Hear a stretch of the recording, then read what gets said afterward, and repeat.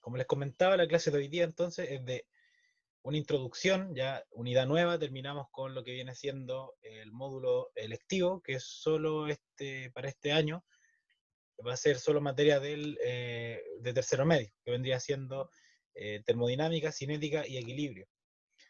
Lejos de eso, toda la materia que vamos a estudiar ahora también es evaluada para la gente de física o biología, en su parte de química común. Pero la gran diferencia, remarco, es que nosotros vamos a tener una mayor cantidad de preguntas de estas materias. O sea, si a los otros le entran de 4 o 5 4 de estequiometría, como mucho de las 18, nosotros tenemos como 8 de 44 de estequiometría. Es decir, más o menos va a ser el doble o 0,5, 0,75 veces más preguntas de estas materias. Así que tenemos que saber más que lo otro.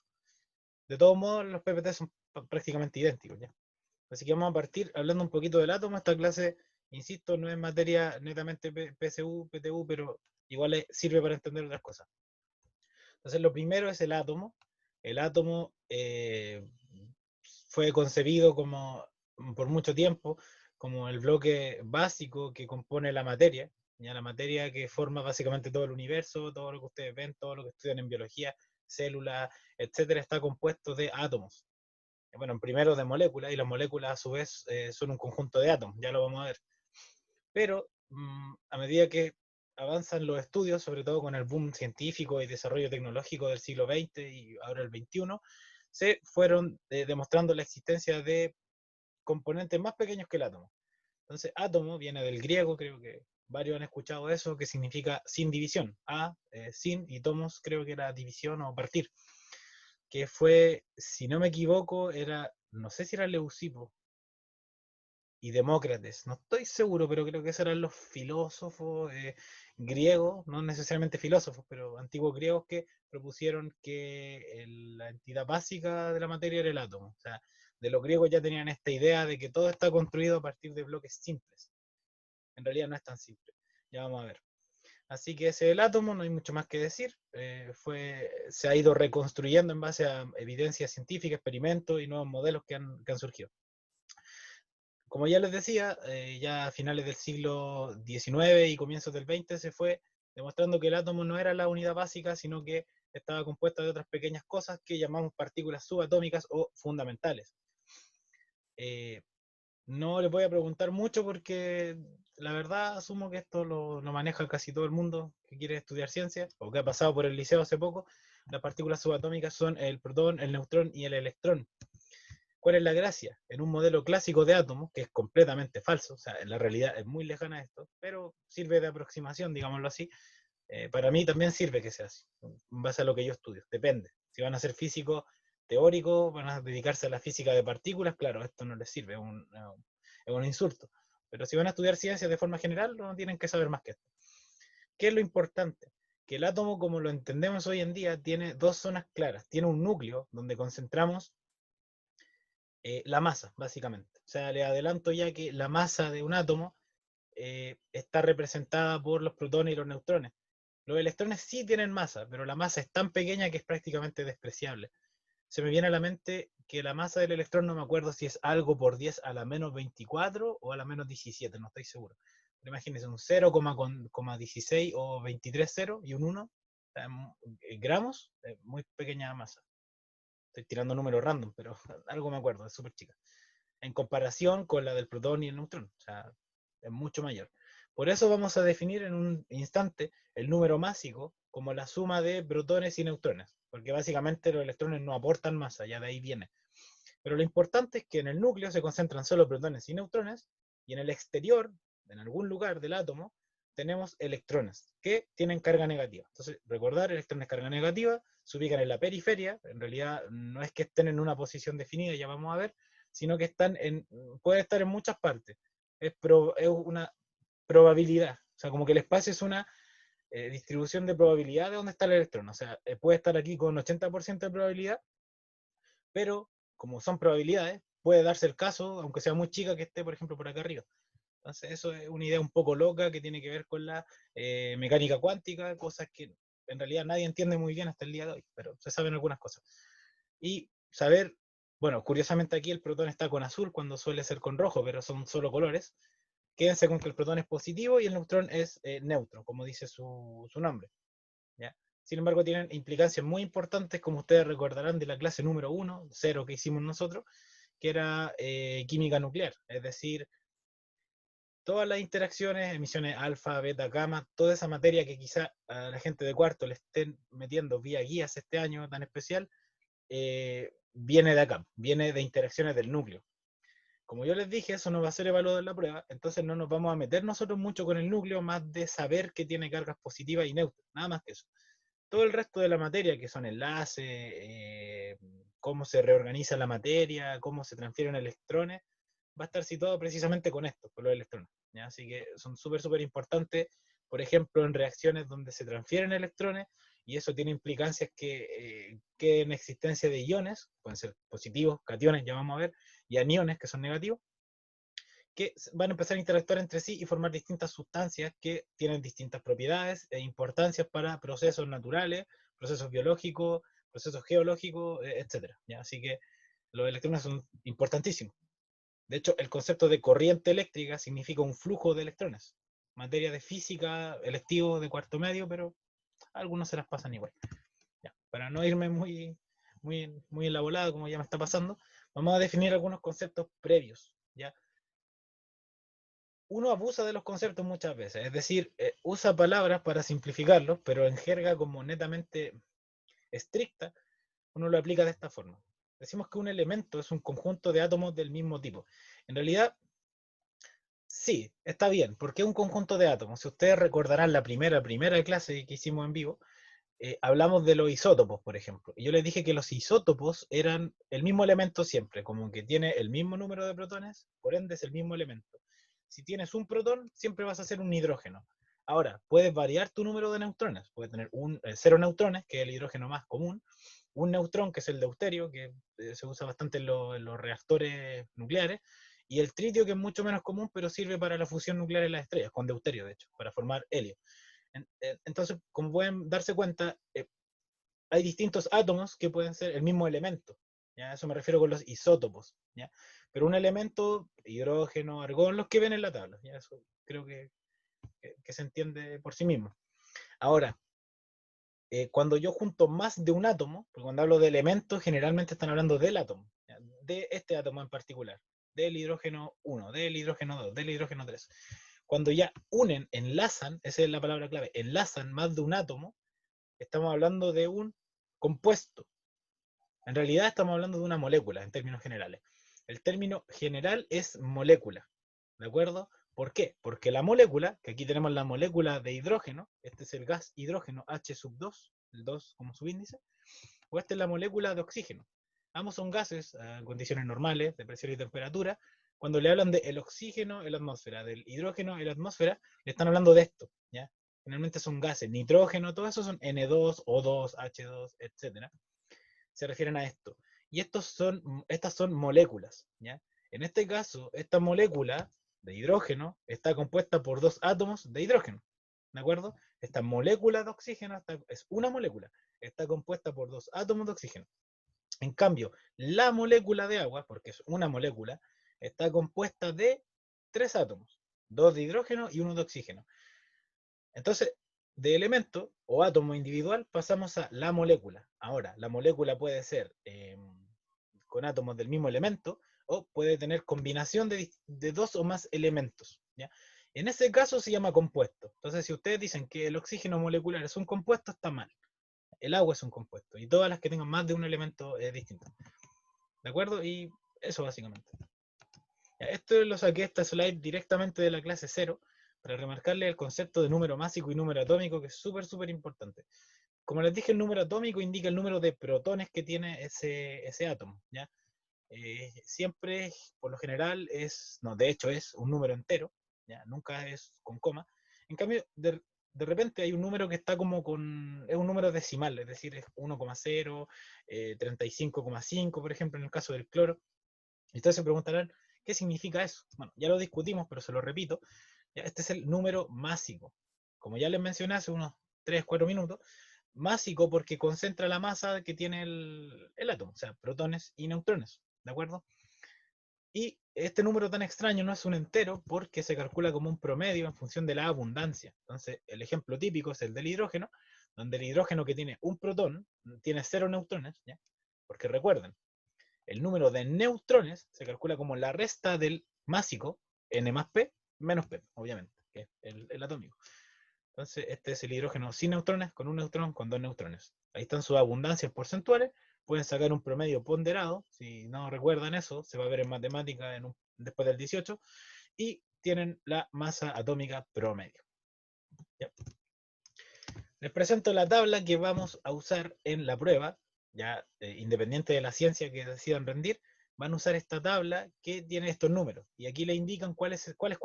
Pero igual, obviamente, siempre el número más grande es el número atómico o masa atómica.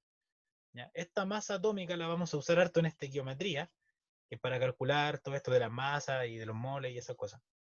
¿Ya? Pero tienen que saber que esto es N más P y esto es solo P, ¿de acuerdo? Y este orden también lo vamos a usar ahora en un rato, que es que eh, esta columna en particular comparte una característica, que es que tiene un electrón de valencia, este tiene 2, tiene 3, 4, 5, 6, 7 y 8. Eso va a ser importante para la clase siguiente y dos más. Entonces, hablemos un poquito de la historia de las partículas subatómicas. Repito, esto no lo evalúan, pero es para que sepan un poco la historia. ¿Ya? Los electrones fueron las primeras de estas tres partículas subatómicas que fueron descubiertas. ¿Ya? Fue Thomson, esperen, no estoy seguro si fue la primera, es que creo que me contradigo, así que digamos que descubrieron los electrones en algún momento, porque hacían experimentos con algo que se llamaban los rayos catódicos, ¿ya? Que estaban formados por partículas de carga negativa. Más o menos lo descubrieron a través de eso. Mayores detalles, de hecho no tienen ni por qué saberlo, pero es para que tengan un contexto, ¿no? De cómo se construye un poco la ciencia. Los electrones los descubrió este señor que se llama J.J. Thomson. Respecto a los protones, que fueron, no, claro, estoy bien, estoy bien. Sí, los electrones fueron como comprobados su existencia primero, se sospechaba que existían, y los protones se sospechaba de hace mucho tiempo que existían. Goldstein los propuso, que este señor Goldstein, pero se comprobó en 1918. Entonces, cuando un científico comprueba mediante experimentos que son reproducibles y pueden ser validados por toda la comunidad científica, les recuerdo que el método científico surgió por allá por el siglo de las luces, ya cuando toda esta etapa previa al escenario de la Revolución Francesa, más o menos por esa época. Entonces ya estaba bien asentado todo el método científico que implantó Descartes y todo eso. Eso iluminado, por decirlo así. Así que, claro, o sea, Goldstein lo propuso, pero se asentó, se comprobó ya en el siglo XX, por eso los nombro después. Que se sabía que tenía una carga positiva, a diferencia del electrón, y que era mucho, mucho más grande. Imagínense la masa, 1840 veces mayor. Por eso el electrón, en términos simples, no tiene masa, pero sí tiene, si no, no existiría. Y finalmente, el genio de Rutherford nuevamente intuyó que existía una tercera, bueno, en este caso su segunda participación, ¿ya? De que existía una segunda partícula elemental que eran los neutrones. ¿De dónde sacó esa idea? Porque hizo un balance entre cuánto pesaba, por decirlo así, un átomo y cuánto pesaba el electrón y el protón. Entonces hacía la suma y no calzaba, pues era como ya, sumo todos los protones y los electrones de este átomo y me da tanta masa. Y después peso el átomo completo y me da más grande. Entonces me está faltando algo. Y lo que le faltaba era más o menos la masa de protones. Pero como los protones tienen carga, en el experimento no le decía, oye, te falta una carga positiva. Entonces él dijo, bueno, o sea, me falta masa, pero no la detecto con carga. Entonces esos son razonamientos científicos, que también los vamos a ver nosotros.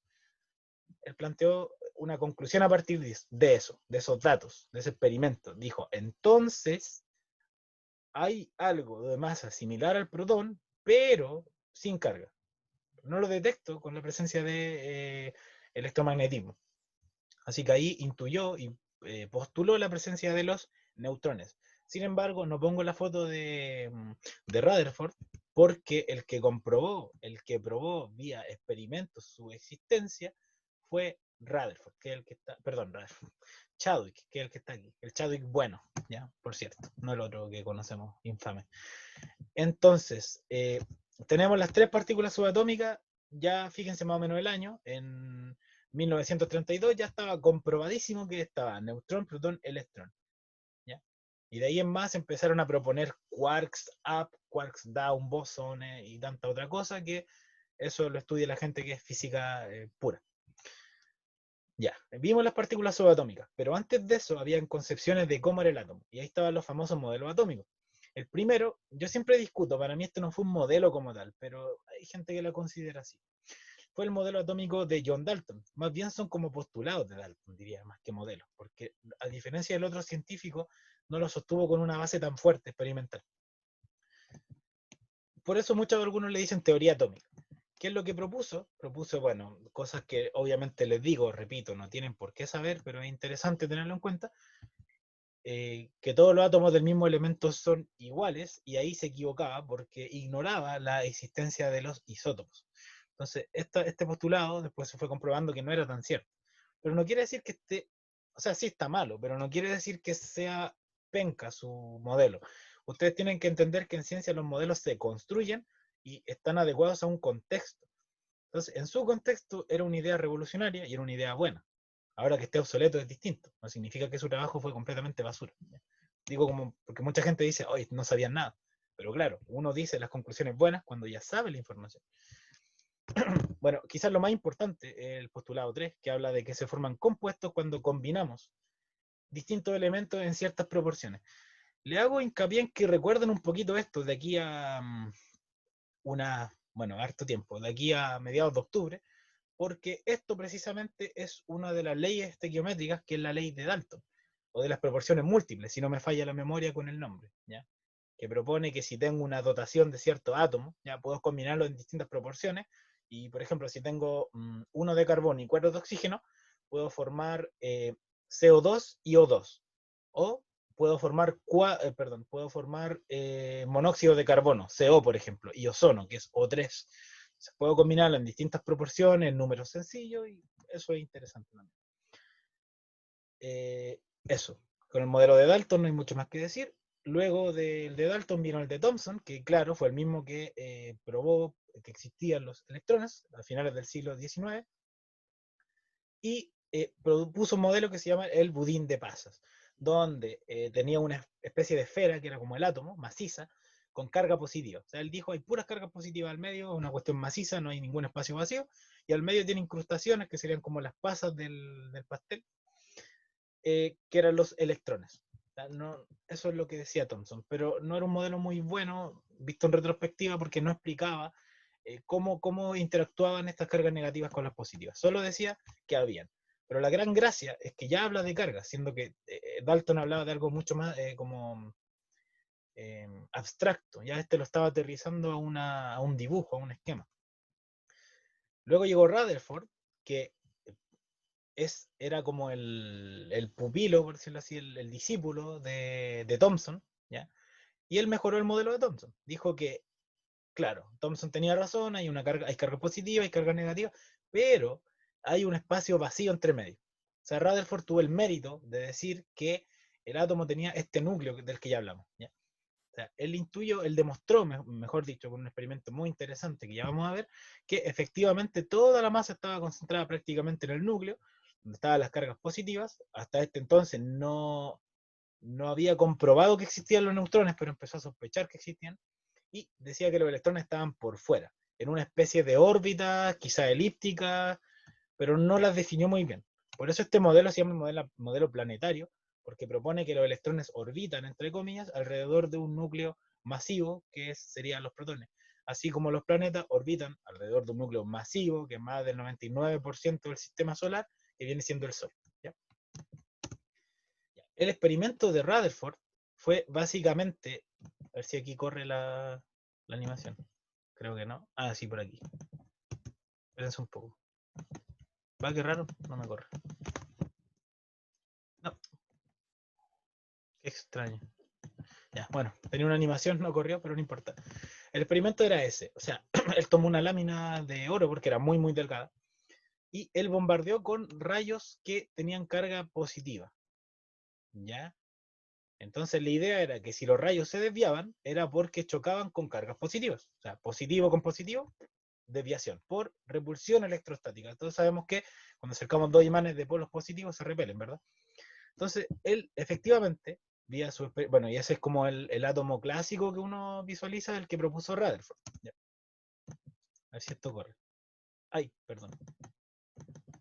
No me quieren las animaciones hoy día, definitivamente.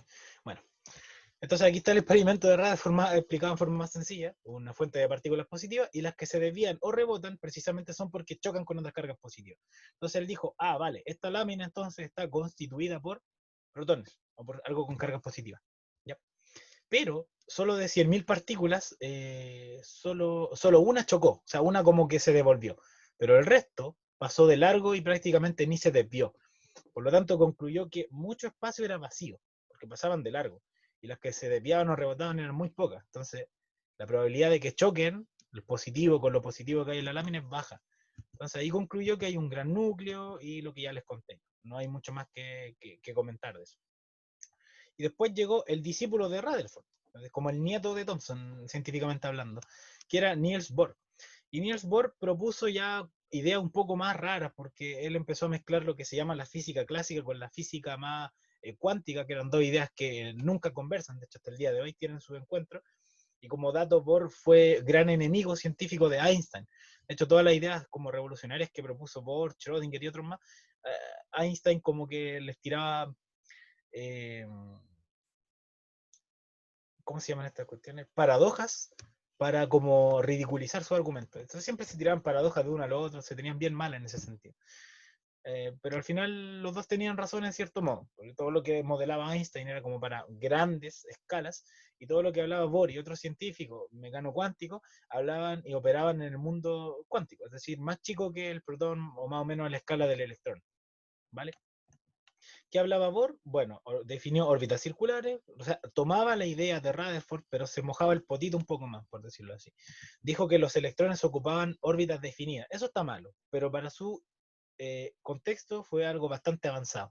¿Ya? Y en parte todo lo que decía Bohr tenía bastante razón. Él decía que el electrón estaba en una especie de nivel de energía, en una capa, como si fueran cebollas, ¿ya? Como dice Shrek, y estaba en un nivel 2, nivel 3, más cerca o más lejos del núcleo, que era positivo, y después le fueron metiendo neutrones. ¿Ya? Aquí todavía no, porque no estaba demostrado. Recuerden que fue en 1932 y Bohr lo propuso en 1903. ¿Qué proponía Bohr también? Que los átomos, perdón, los electrones podían moverse entre niveles, es decir, podían bajar de un nivel superior a inferior, y como si están más lejos del núcleo, es porque tienen más energía para poder resistir esta atracción electrostática. Entonces, al bajar de nivel, estás liberando energía. Y eso se liberaba en forma de fotón, que es, entre comillas, la partícula que compone la luz. Porque la luz se comporta como onda, entre comillas, y como partícula. Y obviamente, si va de un nivel inferior a uno superior, necesita absorber energía. Esto se demostró viendo unos bonitos espectros de luz, que yo no me muevo mucho con eso, pero fueron viendo unos patrones de unas placas fotográficas, más o menos así, pero bueno, fue bastante interesante y revolucionario, ese es el tema. Así que eso propuso Bohr, que la energía está cuantizada, los electrones están en ciertos niveles de energía, están en su espacio, órbitas circulares, o sea, definió bastante bien, por decirlo así. La gran desventaja es que lo que él propuso solo operaba para átomos hidrogenoides, es decir, es como un modelo muy bonito, funciona, pero solo para un átomo, entonces no sirve mucho. Pero si lo echaba ya a correr con otros elementos, como no sé, el flúor o el átomo de oxígeno, no funcionaba. Pero era una aproximación. Con este boom de Bohr, de nuevas ideas, colgándose un poquito de lo que postulaban nuevos físicos de esa época, imagínense una idea tan que uno encuentra hasta ridícula, como que alguien hoy día diga, no sé, la Tierra es una tortuga que soporta una masa, no sé, y todos digan, este compadre está loco. Y resulta que al final tenía razón. La gran diferencia es que la gente que dice esas cosas o que la Tierra es plana no tiene razón porque no tienen idea de experimentación. ¿Ya? Pero en este caso, el futuro le dio la razón a Bohr y los experimentos contemporáneos también. ¿Por qué muestro esta imagen? Porque las cosas dependen un poco de dónde tú las ves. Es lo que yo les decía un poco. Si vemos con a la escala nuestra, o un poco más chico que nosotros, o ya al nivel planetario del universo, podemos ver una visión que quizás puede ser la física clásica. En realidad no es física clásica esto, pero una concepción más de Einstein ya del universo, del espacio, pero si lo ves desde otro lado, no parece un círculo, parece un cuadrado, que podría ser el mundo cuántico, donde todo lo que entendemos con Newton y con Einstein parece perder un poco de sentido, y pasan cosas que no podemos imaginar. Y como no las podemos imaginar, ni las podemos ver, creemos que están mal o que no tienen sentido. Pero no es así. Ya, la verdad, son bastante importantes en la vida diaria. Dos de estas ideas revolucionarias fueron las de Louis de Broglie, que es el que está aquí arriba, y Werner Heisenberg, que es el que está aquí abajo, físico alemán, y este era francés, igual el apellido los delata. Heisenberg propuso su famoso principio de incertidumbre, que más o menos dice, yo tampoco soy físico teórico como para denunciarlo bien, pero dice que a medida que trata de precisar mucho la medida de una magnitud física, su magnitud conjugada pierde mucha precisión. Es decir, nunca puedes saber exactamente dónde está el electrón. O sea, si tratas de fijar su posición a un rango muy chico de valores, se te pierde, por ejemplo, la velocidad que tiene, que es como una magnitud conjugada. Eso ya es lenguaje más técnico, pero no puedes definir dos propiedades que van de la mano al mismo tiempo. Es una cuestión, es como, más que incertidumbre debería llamarse indeterminación, porque no es un problema de la instrumentación que uses, sino que es un problema de como la naturaleza, o sea, como que el universo no te deja hacerlo. ¿Ya? Como que haya una regla prohibida de que no podemos hacerlo. Y Louis de Broglie propuso que esto también es como una... Si me escuchara un físico de verdad me mataría, pero propone más o menos que la luz se comportaba como onda y partícula al mismo tiempo. Y eso tiene que ver con un experimento que se llama el famoso experimento de Young, o también pueden buscarlo como el experimento de la doble rendija. De hecho, hay un video en YouTube que es Quantum Fracture, o sea, un canal de un físico español que es bastante bueno, se llama animación, explica súper bien, y explica harto estos dos principios, se mete harto. Y si buscan por ahí van a encontrar videos interesantes. De hecho, hizo uno hasta de entropía, donde como que cuando cristalizaban cosas, creo que la entropía aumentaba o algo así. Como todas esas quebraderos de cabeza que hemos visto, los explica bastante bien. Si alguien los quiere ver, ahí les dejo la propuesta. Pero básicamente sí, la luz, dependiendo un poco de cómo la veas, a veces presenta patrones de interferencia de una onda, o de repente como si fuera una pelotita. Y esas son ideas tiradas de las mechas, junto con el puntapié que dio Bohr, que tomaron científicos como Schrödinger, que los españoles le dicen Schrödinger, porque no sé, así como dicen Shrek, dicen Schrödinger, pero es Schrödinger. Y él hizo una formulación matemática, es decir, Schrödinger no es que atacó esto desde un punto de vista más bien físico, porque esto no es química, yo le aviso, esto no es química, esto es física pura. Como me dijo un profe una vez en el liceo, los químicos nos robaron el átomo, porque en realidad esto es todo física, todo lo que le estaba contando, excepto lo de compuestos y elementos, eso ya es química.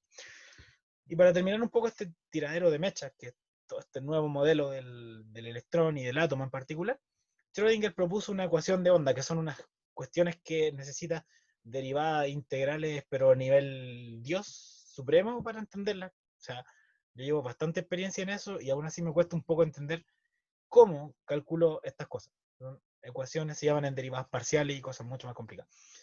Entonces al final el tipo se inventó una matemática, o tomó la matemática más reciente, inventó unas cuestiones que yo no sé qué se metió, no sé con qué se drogó Schrödinger, pero llegó a unas conclusiones muy tiradas de las mechas. Y lo difícil es que él hizo interpretaciones a partir de soluciones matemáticas. Es como que ustedes resuelvan una ecuación cuadrática y tienen dos soluciones y tienen que interpretar eso. Tienen que decir, vale, ¿tiene sentido este X? No, porque me da distancia negativa y la distancia siempre es de cero para arriba, ¿cierto? Entonces algo así, él vio la solución y dijo, mira, esto pasa por aquí, por aquí, por allá, y muchos otros científicos se tiraron a interpretarlo y llegaron a la conclusión de que daba una distribución de probabilidad, es decir, sumado al principio de incertidumbre, que debería llamarse indeterminación, de Heisenberg, dijeron, el electrón está en ciertas zonas con mayor probabilidad, pero eso no quiere decir que el electrón esté acá. O sea, claro, o sea, esto es una densidad, aquí es muy probable encontrar muchos electrones. Pero oye, el electrón del nivel 1, entre comillas, que puede estar ahí con 90% de probabilidad, puede aparecer aquí. En el otro segundo puede aparecer aquí, acá, aquí, por allá, por allá. Y eso explica muchos fenómenos un poco tirados de las mechas. Uno se llama, por ejemplo, el de efecto túnel. También hay muchos fenómenos físicos que pueden ver en ese canal que les mencioné, muy interesante y que me cuesta entender hasta el día de hoy. Bueno, definen como orbital a la zona más probable donde encuentras un electrón. ¿Ya? O sea, si el electrón tiene 90% de probabilidad de aparecer, ese es el orbital, básicamente. No es que esté ahí. Y básicamente este Schrödinger, gracias a todas estas interpretaciones y modelos geométricos y distintas contribuciones de muchos científicos, muchos, en el siglo XX, se llegó a la interpretación de los orbitales, que es lo que vamos a ver los 20 minutos que nos quedan. Estos son un poquito los esquemas de los orbitales. Ya tenemos orbitales de distintos tipos, de distintas formas, de distintos tamaños, de distintas clases, de lo que quieran. ¿Ya? Y entender esto es un quebradero de cabeza. Así que eso es un poco la historia de cómo fue consiguiéndose el átomo. Y como puse aquí, esto va a continuar, porque esta era mi primera clase de todos los años, pero como ya no la evalúan, porque antes hacían preguntas solo de lo que yo les dije, y aparte de esto, ahora no preguntan ni fu ni fa, entonces las comprimo en una clase. Ya. Ahora voy a retomar la idea y vamos a seguir con la configuración electrónica. Aquí verán más o menos las mismas formas que les mostré acá, o parecidas. Lo que sucede es que estas soluciones de Schrödinger sugieren, por decirlo así, 4 estados cuánticos, o los famosos números cuánticos. Te dirán, ¿de qué me sirven esas cosas a mí? ¿Cómo lo aplico? Bueno, los números cuánticos caracterizan electrones, es decir, te limitan el orbital, es decir, te dicen dónde es más probable que lo encuentres, cómo es la forma de ese orbital y cómo se comporta. Y estos números cuánticos salen de interpretaciones de la solución a la ecuación de onda que hizo Schrödinger, ¿ya? Así que todo va de la mano. Pero insisto, esto es muy difícil. Aunque lo vamos a simplificar. Entonces, lo que nos va a convenir es saber que existen 4 números cuánticos, que repito, no los van a preguntar según el temario de este año, así que pueden saltárselo, me da igual, pero quédense con la idea. Entonces, el primero se llama número cuántico principal. ¿Qué dice el número cuántico principal? Me dicen qué capa estoy. Estas son capas. Las de Bohr, es como las capas de Bohr, digámoslo así, capa 1, nivel 1, 2, 3, 4. Mientras más nivel tengo, más radio tiene el átomo. Eso va a ser importante para el próximo sábado, porque vamos a ver propiedades periódicas y tabla periódica. Entonces esto me dice el nivel energético, nivel 1, nivel 2, actualmente tenemos hasta el nivel 7 si no me falla la memoria, pero teóricamente pueden ser infinitos, solo que no hemos encontrado elementos con esas propiedades. Número cuántico secundario. Bueno, el otro decía el nivel de energía, es decir, qué tan grande es si es que el átomo fuera circular, cosa que es falsa. El número cuántico secundario se llama también azimutal, letra L, el otro era letra N. Este dice la forma, es decir, si va a tener una cierta letra. Esas letras no son por capricho, son una convención como respecto creo que a los patrones de interferencia estos que les comenté que veían, de absorción o de emisión. Entonces, o más o menos por ahí va la cosa. Entonces, a los S viene de sharp, de la palabra como sharp, que es afilado, P de principal, D de diffuse, difuso, y F de fundamental. Lo que, bueno, insisto, para esta clase, porque insisto, para la prueba no sirve, antes sí preguntaban esto, y yo creo que no era difícil, igual lo vamos a ver ahora, tienen que saber que S vale 0. Es decir, el valor energético del número secundario es 0. Cuando tengan una P, es un 1. Cuando tengan D, vale 2. Este es el valor del número secundario. Es una letra, y la letra tiene un número. Y F vale 3. ¿Ya? Aquí hay algunos dibujos bastante impactantes de lo que son los orbitales. Por ejemplo, aquí tenemos P. Y aquí hay varios P. O sea, ustedes me dirán, pero ¿por qué dice 2PX, 2PY, 2PZ? ¿O por qué aquí dice D y salen 5 Ds? ¿Ya? Bueno, esta es una ilustración simplemente para que vean que el n es qué tan grande es el radio del átomo, por decirlo así. Porque aquí dice que tiene n igual a 1, chiquitito, n igual a 2, una esfera grande, n igual a 3, una esfera bastante grande. ¿Ya? Tercer número, tenemos principal, secundario, NL, y el magnético. El magnético define la orientación. Entonces, el magnético me dice cuántas de estas direcciones tengo. Define direcciones, básicamente. Su valor depende del secundario. Entonces hagamos el ejercicio. Si el secundario es P, es un orbital tipo P, es decir, tiene un valor de L igual a 1, ¿verdad? Secundario. Por lo tanto, el magnético toma un intervalo de valores que va desde menos L hasta L, pero toma números enteros. No me toma los decimales, sino tengo infinito. Saben que los racionales tienen algo que se llama la densidad de los racionales. Entonces, de dos números racionales cualquiera, irracionales cualquiera, o reales cualquiera, yo tengo infinitos números. ¿Sí? Eso fue una pregunta de un modelo de matemática. No, fue una pregunta de mi PSU de matemática y la tuve mala. Ya. Si tengo un electrón entonces con un orbital de tipo P, ¿cuáles son sus valores de M? Sencillo, el intervalo menos L, L, que sería menos 1, 1. Pero tomo solo los números enteros. Entonces, ¿cuáles tengo? menos 1, 0 y 1. Si fuera un orbital de tipo D, ¿cuántos valores tendría? Menos 2 hasta 2. Es decir, menos 2, menos 1, 0, 1 y 2. Por lo tanto, si el orbital es de tipo D, tengo 5 orientaciones. ¿Le suena familiar? 1, 2, 3, 4, 5. Ahí están las 5 orientaciones de un D. Un P tiene 3 orientaciones, menos 1, 0, 1. Un S tiene solo una orientación, porque es 0. Entonces en el intervalo de 0 a 0, entero, solo está el 0. Entonces solo va a ser esta forma, que va a ser una pelotita. Y si es F, tengo 7 posibles orientaciones, porque el F iría de menos 3 hasta 3. Son 7 porque cuenta el 0. Cada una de estas orientaciones es una caja. Entonces, si tienen orbital tipo S, su caja es una. Si tienen orbital tipo P, tienen 3 cajas. ¿Ya? La menos 1, la 0 y así. Están las 4 opciones que, bueno, no se las van a evaluar, pero se las podrían ver en la universidad después, no sé, o en primero medio que ya las vieron. Y finalmente el cuarto número se llama el spin. El spin es una especie de giro, pero no es tan así tampoco. Otro canal interesante de física es Date un voltio, aunque en realidad el que sube los videos, que es un físico español de partículas, que se llama Javier Santaolalla, sube más videos a su canal Date un blog. Ahí explica varias cosas interesantes que vemos en física común, pero hay un video en particular donde habla del spin. Voy a tratar de buscarlo y mandárselo, por si no se me olvida. Pero ahí explica qué es realmente el spin. Si quieren saber como más en profundidad, no es necesario. Pero ahí dice que no es estrictamente un giro, tiene que ver con el momento angular, tiene que ver con el movimiento circular, pero es otra concepción porque es otro mundo. Pero para nosotros va a ser un giro, ¿ya? Vamos a romper todas las reglas y digamos que es un giro. Si la cosa gira en sentido antihorario, es decir, hacia la izquierda, contrarreloj, por decirlo de una manera, antihorario, entonces el vector, por regla de la mano derecha, o sea, traten con sus dedos de hacer un giro antihorario con los 4 dedos, excepto el pulgar queda hacia arriba. Eso se llama regla de la mano derecha, o del sacacorcho, le dicen. Se usa bastante en física, movimiento circular. Y significa que el spin es positivo, porque el vector va hacia arriba, y ustedes saben de física que, por convención, los vectores hacia arriba son positivos, usualmente.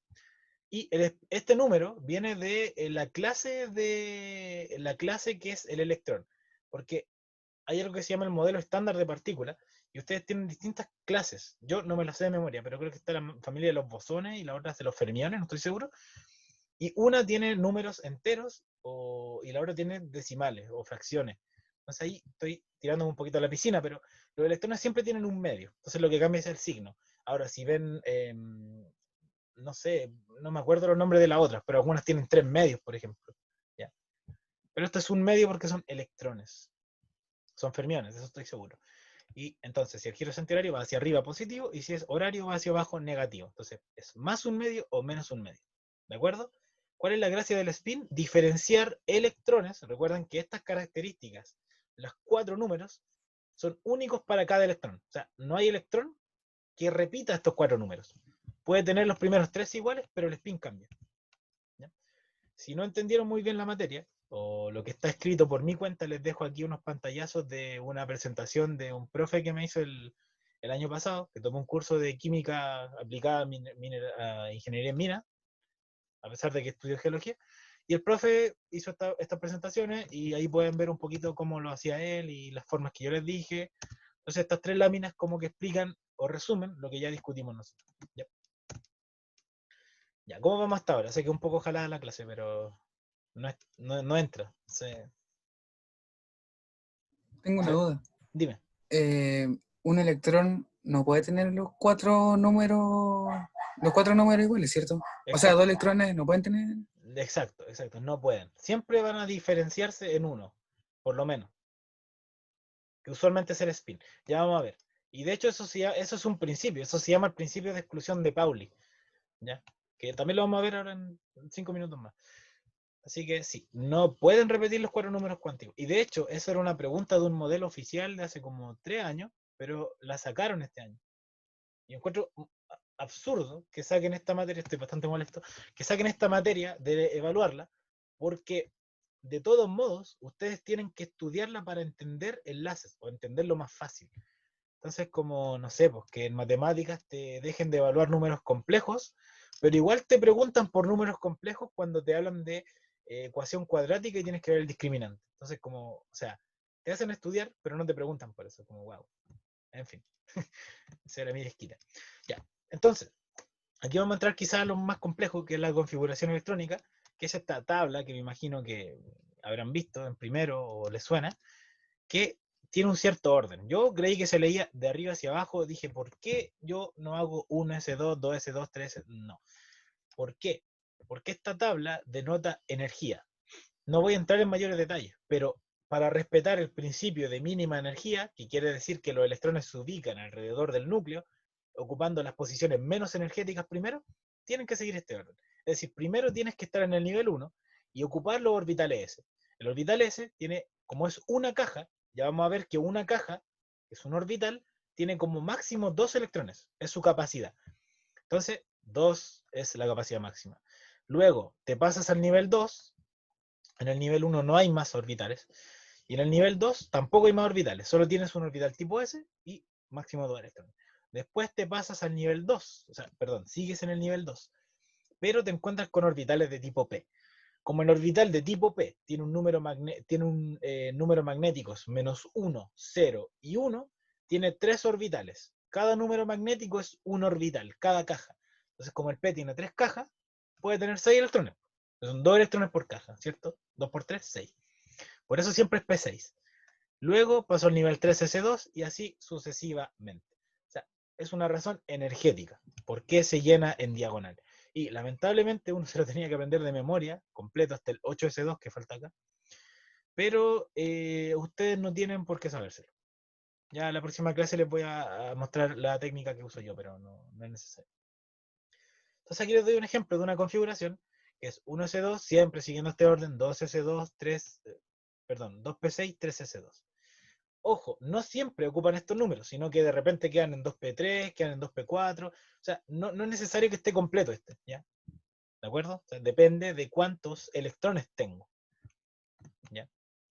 La gracia es que de aquí yo puedo sacar la información de los 4 números cuánticos y viceversa. Si me dan los 4 números cuánticos, N, L, M, S, yo puedo reconstruir dónde termina esta configuración.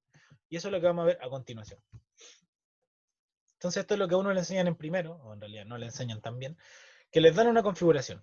Ahora, ojo, que a priori esta configuración podría ser de un elemento es neutro. Siempre que les digan elemento, neutro. Pero con la configuración no pueden asegurar que es neutro. Esto podría ser, a ver, contemos, estos son electrones, recuerden, 2, 4, 12, ¿cierto? 12 electrones.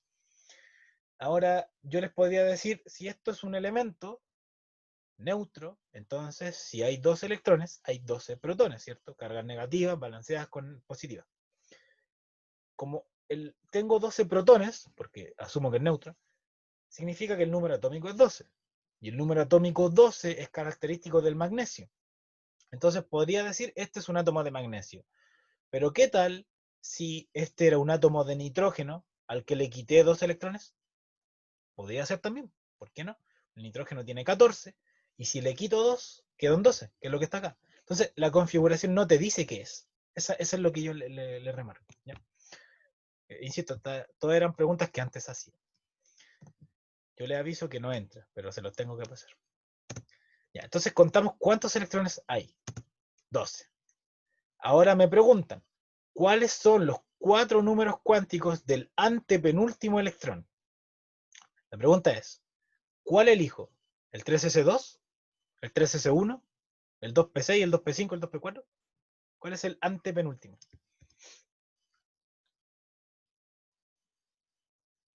¿Ideas? El último es 3S2. Porque ahí termina. Tienen que seguir el orden. 2S2. No es 2S2. 2S2 es el cuarto. Mira, el primero es 1S1. El segundo es 1S2. El tercero es 2S1.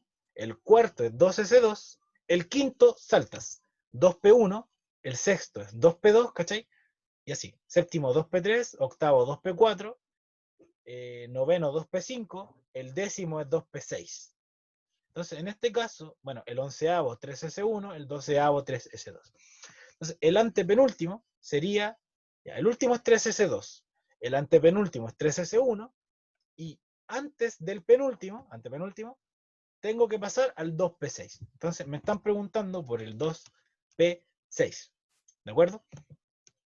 Ahora, la pregunta es, ¿cuáles son los números los números cuánticos de este electrón, el 2p6? Les enseño. Primero lo hago yo, después hacemos ejercicio. El número grande es el n, el nivel de energía, el más fácil de sacar. ¿Ya? N vale 2, ¿cierto? El número secundario tiene que ver con el tipo de orbital. El tipo de orbital es p, ¿cierto? El principal. Ese tiene un número 1. Ese es el número secundario, el 1, porque es el número asociado a p. ¿De acuerdo?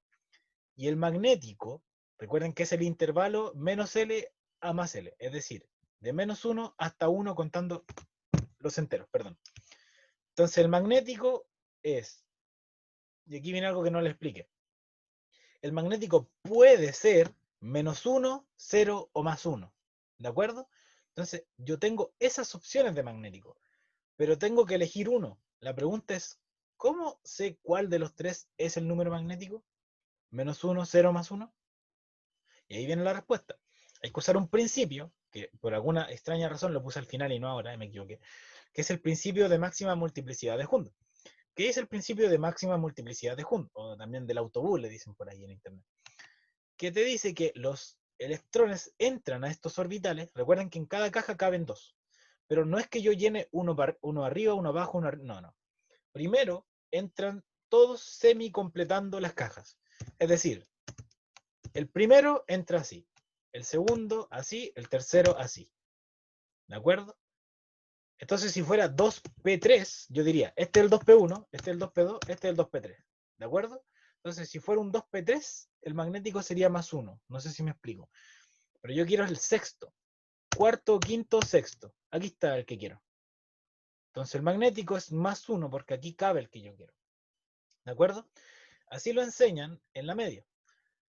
Lamentablemente, eso es una simplificación porque un profe en la U, que es químico así duro, me dijo que en realidad pueden entrar en cualquier lado. Así que esto depende. Pero en términos pedagógicos se hace así, ¿de acuerdo? ¿Se entendió el ejemplo, no? ¿Cómo sacar los... Ah, bueno. Y el spin es menos un medio, porque la flecha va hacia abajo. Entonces en nuestra concepción siempre van a entrar hacia arriba y así, del más negativo al más positivo. Y después los tiro hacia abajo. Así que el spin era menos un medio y el magnético más uno. ¿Se entendió la idea? ¿Sí? Sí. Vale, esa era la idea. Eso es como lo que a uno en primero medio no entendía, a mí me costaba caleta. Y era solo eso. Bueno, tipos de configuración electrónica hay muchas. Esta es la clásica, que es decir, escribir todos los números, así una fila tremenda. Pero ustedes comprenderán que cuando llego a elementos grandes, o sea, pesados, por decirlo así, como el oro, si quiero hacer la del platino o la del uranio, me voy a quedar corto. O sea, ¿cómo voy a escribir 80 electrones, por ejemplo? Voy a llenar media página de cuaderno escribiendo esta cosa.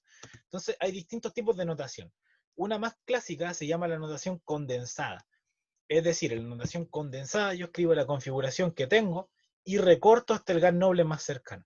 Para hacer esto voy a ocupar la pizarra, así que voy a dejar de compartir. Entonces, déjenme enfocarme en mi pantalla para que quede grabado. Ay, ¿dónde está esto? No, vista de galería. Esperemos un poquito. De aquí sí. Entonces, por ejemplo, si yo tengo una configuración 1S2, 2S2, 2P6, 3S2. Ya. Esto es una configuración estándar, la clásica. Sé que se pega mi cámara un poco, pero no importa. La condensada es, tú tomas el gas noble más cercano. En este caso, el gas noble son los de la columna de la extremo derecho. Ya, la próxima clase vamos a ver bien la tabla periódica. Pero le adelanto que el neón tiene 10 electrones. Entonces aquí yo cuento 10 y el neón tiene 10. ¿De acuerdo? Entonces la forma condensada sería un corchete gas noble. Y ahí pongo el resto, que no alcanzó a quedar cubierto. 3S2. Eso es la condensada, ¿de acuerdo? Alguien podría haber dicho, oye, ¿por qué no usaste el helio? Vale, podía haber escrito helio, pero después tenía que escribir todo esto. Entonces no me conviene. Siempre tiene que ser el más cercano. ¿De acuerdo? Entonces esta es la forma condensada. Aprovecho que tengo aquí la pizarra para mostrarles la forma desarrollada. Ya, la forma desarrollada es un poquito más engorroso. Yo escribo esto, pero en vez de escribirlo con números, escribo las cajas. Entonces, si escribo 1S2, recuerden que el S tiene solo la caja 0, ¿cierto? Entonces, no escribo la caja en realidad, pero es para que ustedes se lo imaginen. Escribo las flechas. La primera va para arriba y la otra va para abajo. Eso se llama la fórmula desarrollada. Después pongo 2S nuevamente. Después pongo 2P y aquí se complica. Pongo 2P y aquí la verdad... Ah, ya me acordé. Pone 3. Los llaman PX, PY, PZ. Pero perfectamente podría ser el P1, P2, P3, ¿cierto? Son 3 cajas P. La P-1, la P0 y la P más 1. Que aquí les ponen X y Z. Y aquí ponen, por ejemplo, el 2P6 sería así. Pero si yo quiero un 2P5, sería así. Si quiero un 2P4, sería así. Si quiero un 2P3, si quiero un 2P2, si quiero un 2P1, por ejemplo. Eso se llama la fórmula desarrollada. Y la semi-desarrollada es esta misma, pero con el gas noble más cercano. Entonces, la semi-desarrollada sería neón 3S arriba, abajo. No tienen por qué saberla, repito, pero les estoy tratando de enseñar las cosas que quizás no les enseñaron en primero o no alcanzaron a ver. Y este mundo, yo la verdad nunca más lo vi. Después uno hace se llama llenado de orbitales, pero para moléculas, que es un poquito más complejo. Ese quizás lo vean si son químicos o si estudian una ciencia muy aplicada a la química. ¿Vale? Entonces, eso es lo que está aquí, porque no puse ningún ejemplo. Entonces aproveché de mostrarlo para que quedara en el video y para ustedes también. Ya. Esto no es muy importante, solo te dice cómo llenar orbitales y yo ya les mostré cómo llenar orbitales o por qué se llenan así. Esta es la regla del serrucho que dice que se llena en diagonal y por qué no se llena de arriba abajo. ¿Por qué? Porque se tienen que respetar 3 principios. El de mínima energía, aquí está la justificación, que ya les dije que no me quiero poner engorroso con eso, pero por eso se hace en diagonal, por un principio energético. El segundo es el que también mencionó alguno de ustedes, que fue que no pueden existir 2 electrones con los mismos 4 números cuánticos. ¿Ya? ¿De acuerdo? O sea, no pueden existir los electrones son fermiones, son parte de un grupo que se llama fermiones, con los 4 números cuánticos idénticos. ¿De acuerdo? Y está lo que les dije, que cada orbital aloja 2 electrones, cada cajita. Entonces, en el D tengo 5 cajitas, 10 electrones, si está lleno, puede estar no lleno. En el F tengo 7 cajitas, 7 orbitales, que pueden alojar 14 electrones, 2 cada uno. Y el principio de Hund, no se compliquen, es lo mismo que les dije yo. ¿Cómo se llenan? Primero así, así, así, así, así y así. Lo que hicimos recién. Ejemplos de configuración electrónica que pueden encontrar en internet. Y empiecen a familiarizarse con la tabla que entra en la prueba. Si bien no vamos a usar configuración electrónica, va a servir un montonazo, porque, por ejemplo, todos los que están aquí terminan en S1, todos. Termina en 1S1, 2S1, 3S1 y este termina en 4S1. Este termina en 2S2, este termina en 3S2, 4S2. Todos los de acá terminan en S2P1, ¿de acuerdo? O en P1. Esto S2P2, S2P3, S2P4, S2P5, S2P6, excepto el helio, que es S2. Entonces, eso es súper importante, porque esto que yo les nombré se llaman electrones de valencia. Es decir, estos tienen un electrón de valencia, es decir, ponen un electrón a disposición para formar enlaces. Y enlaces sí preguntan en la prueba. Estos ponen 2 electrones a disposición. ¿Por qué? Porque en su nivel más externo de energía, ya tienen 2 electrones. Entonces, esto conecta todo lo que viene después. ¿Ya? Y esto es una diapo que saqué de la clase de periódica, que es la siguiente, donde van a entender mucho mejor lo que hemos visto. ¿Ya? Así que vamos a terminar la clase con un ejercicio, y el resto les va a quedar de tarea, pero insisto, o sea, si quieren no la hacen porque no les va a servir mucho, pero en fin. Entonces vamos a hacer los 4 números cuánticos del último electrón del elemento con número atómico 7. Procedo a compartir. Necesito que me ayuden igual un poco. Ya. Como les dije que es un elemento, esto significa que hay 7 protones. Por lo tanto, como es un elemento, les dije que es neutro, por lo tanto hay 7 electrones. La configuración se las doy yo, porque no me interesa que se la sepan. 1s2, 2s2, 2p3. ¿Por qué? Porque me debo detener en el 7. Aquí llevo 4 y aquí hago los 7. No es 2p6. Esta es la configuración. Necesito el del último electrón.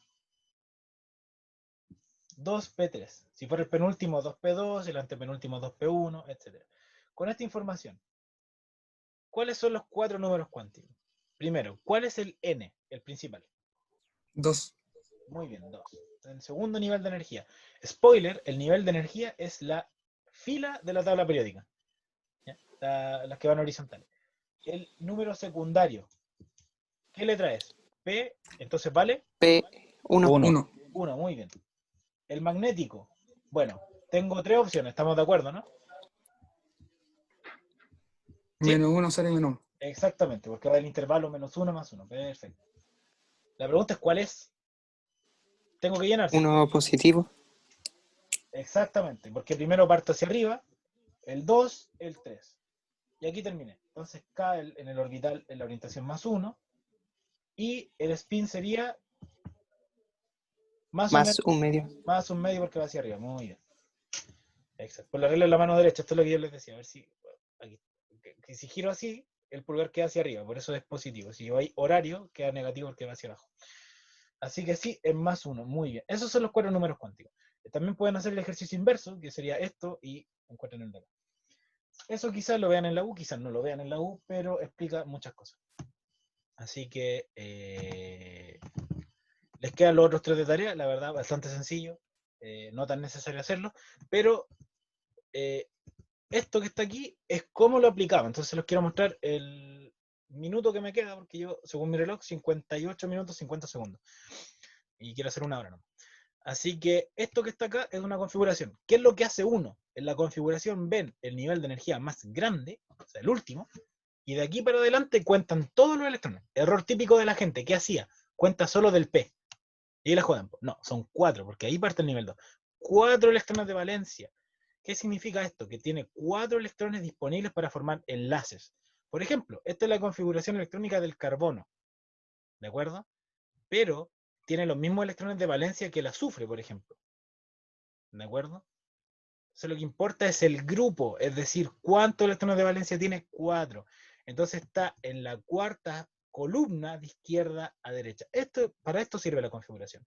Y el 2 es la fila. Ahí está explicado, y eso significa que es del grupo 4A, es decir, tiene 4 electrones de valencia y se estabiliza o cediendo 4 electrones o capturando 4 electrones. ¿Por qué? Porque todos quieren llegar a la configuración de un gas noble: neón, helio, argón, criptón, xenón, etc. Y radón. Entonces, esto es la bomba. Esta diapo conecta toda la clase anterior con la que en la siguiente, que importa mucho más para enlaces, que es donde queremos llegar y lo que sí pregunto. Eso. Bueno, eso ha sido la clase, lo dejo hasta aquí, voy a dejar de grabar y después responder a todas. Así que gracias a los que vieron y 60 minutos 21 segundos, bastante decente.